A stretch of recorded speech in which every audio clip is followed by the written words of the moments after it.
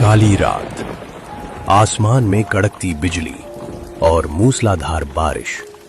चारों तरफ सिर्फ तूफान की आवाज गूंज रही थी। उसी तूफानी रात में एक किसान माधव शहर से अपने गांव की तरफ लौट रहा था। माधव पूरे दिन का थका हुआ था, लेकिन उससे भी ज्यादा परेशान कर रही थी ये ठंडी बारिश और तेज हवा। जंगल के कच्चे रास्ते पर चलते चलते अचानक रात गहरी हो गई। अब न रास्ता साफ दिख रहा था, न ही आसपास कोई इंसान। हे भगवान, कैसी आफत वाली रात है ये। हवा इतनी ठंडी है कि हड्डियां तक कांप रही हैं। लगता है इस साल ठंड जल्दी ही दस्तक देने वाली है। अभी तक घर भी नहीं पहुंच पाया। अगर देर हो गई तो घर वाले भी चिंता में पड़ जाएंगे। काश थोड़ी रोशनी होती तो ये जंगल का रास्ता साफ दिखाई देता। माधव धीरे धीरे आगे बढ़ता रहा। बारिश अब और तेज हो चुकी थी। तभी अचानक दूर अंधेरे में उसे हल्की सी पीली रोशनी टिमटिमाती हुई दिखाई दी। माधव कुछ पल के लिए धक से रह गया। उसने ध्यान से उस रोशनी को देखा। अरे, ये रोशनी! लगता है वहां किसी का घर है, लेकिन इस घने जंगल के बीचों बीच अकेला घर, कुछ तो अजीब है। लेकिन अभी सोचने का वक्त नहीं है। इस तूफान में अगर कहीं आसरा मिल जाए तो वही बहुत है। बस रात यहीं काट लूंगा, सुबह होते ही अपने रास्ते निकल जाऊंगा। माधव धीरे धीरे उस पुराने घर की ओर बढ़ने लगा। तेज बारिश की बूंदें उसके चेहरे पर पड़ रही थी और ठंडी हवा उसके कपड़ों को भिगो चुकी थी।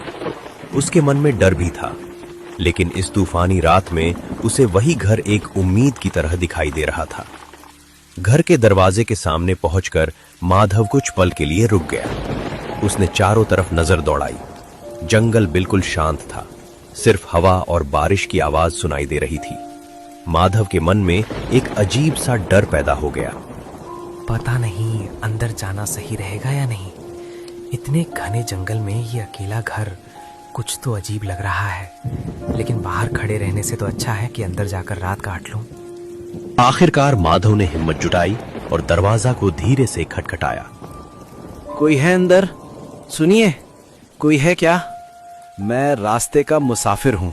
इस तूफान में सफर करना मुश्किल हो गया है। अगर थोड़ी देर के लिए रुकने की जगह मिल जाए तो बड़ी मेहरबानी होगी। कुछ पल तक अंदर से कोई आवाज नहीं आई।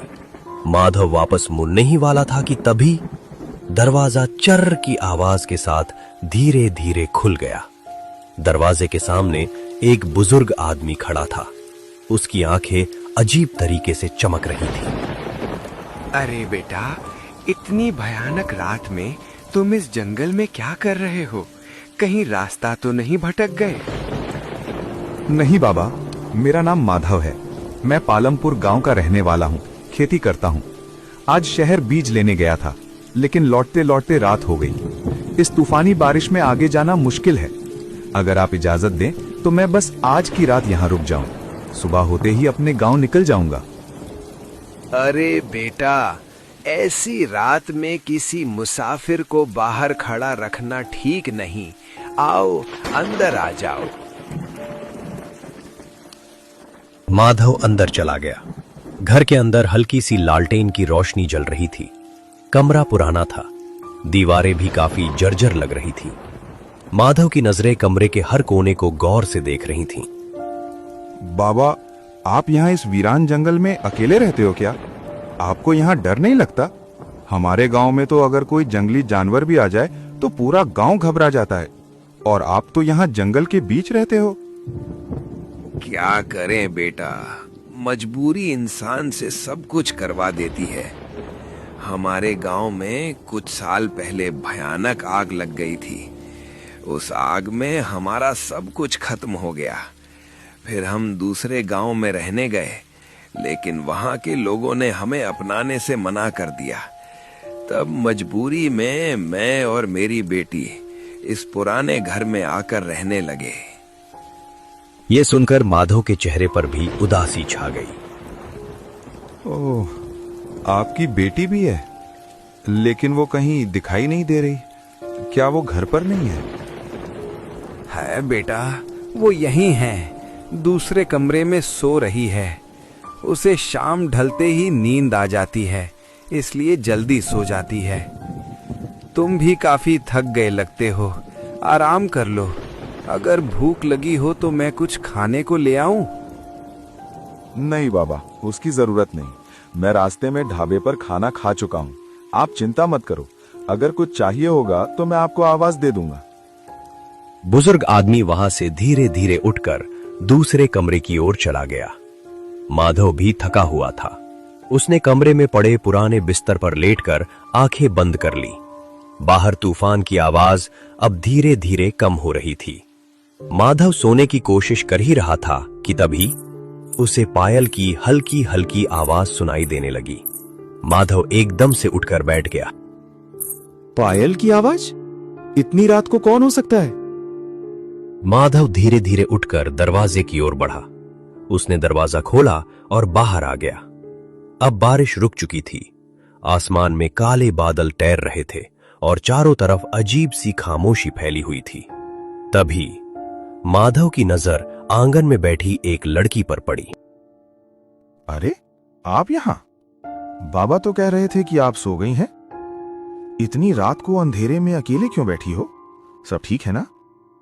जी सब ठीक है, बस नींद नहीं आ रही थी इसलिए बाहर आकर बैठ गई। वैसे आप कौन हैं और इस घर में कैसे? मेरा नाम माधव है। मैं पालमपुर गांव का किसान हूं। आज शहर से बीज लेकर लौट रहा था, लेकिन रास्ते में तूफानी बारिश शुरू हो गई। तभी आपके बाबा मिले। उन्होंने ही मुझे रात यहीं रुकने को कहा। शायद तब आप सो रही थीं। हाँ, आपने ठीक ही किया यहाँ रुककर। इस तूफानी बारिश ने बहुत लोगों को मुश्किल में डाल दिया है।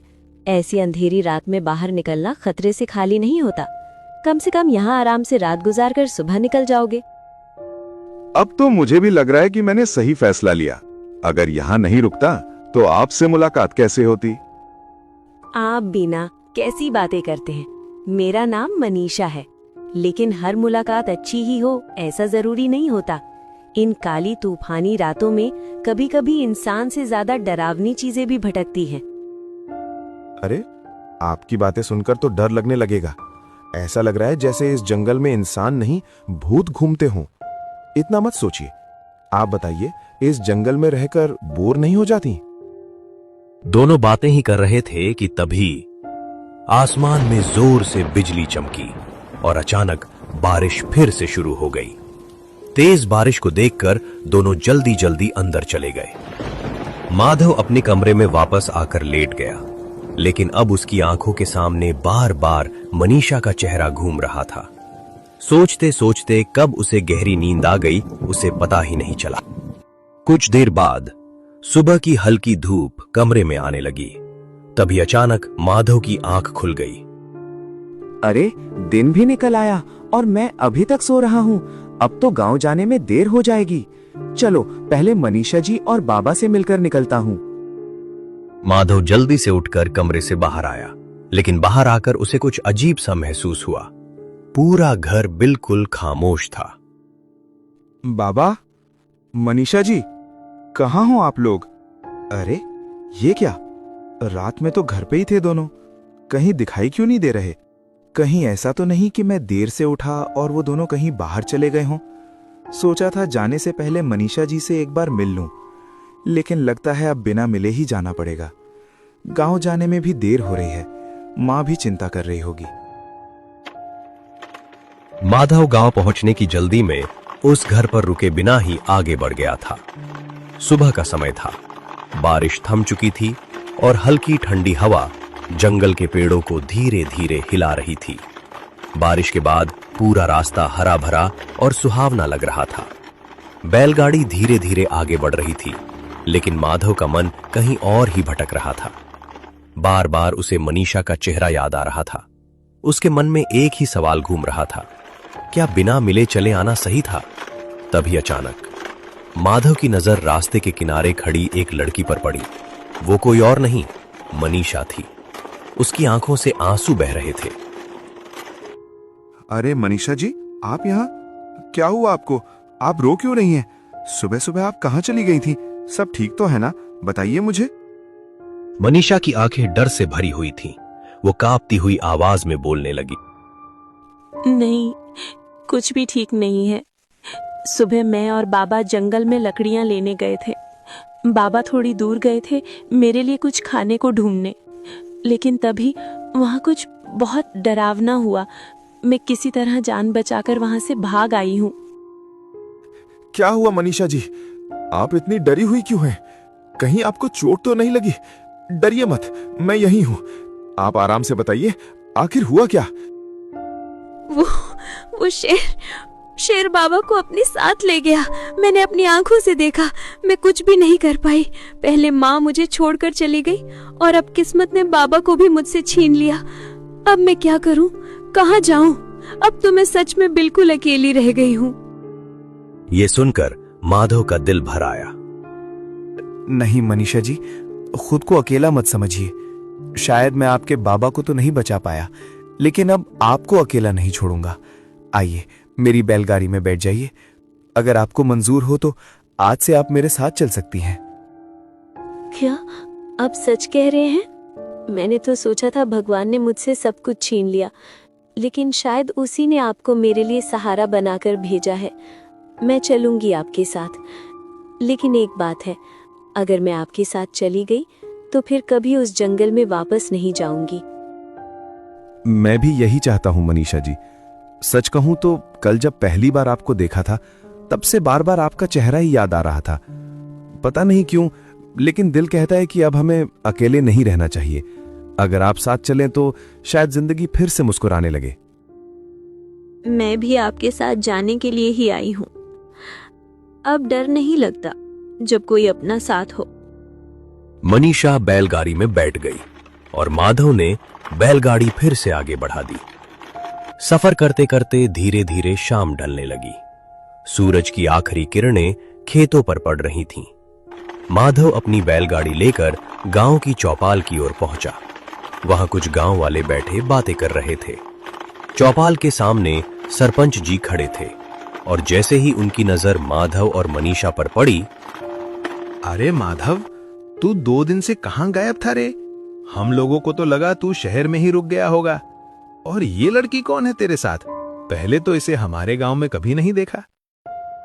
सरपंच जी, कल तूफानी बारिश की वजह से मैं गांव नहीं पहुंच पाया। रास्ते में जंगल के पास रुकना पड़ा। ये मनीषा जी हैं, अब कुछ दिनों के लिए हमारे गांव में ही रहेंगी। मैं चाहता हूं आप सब इनका स्वागत करें। अच्छा, तो मनीषा बिटिया, हमारे गांव में आपका स्वागत है। माधव, अब घर जा।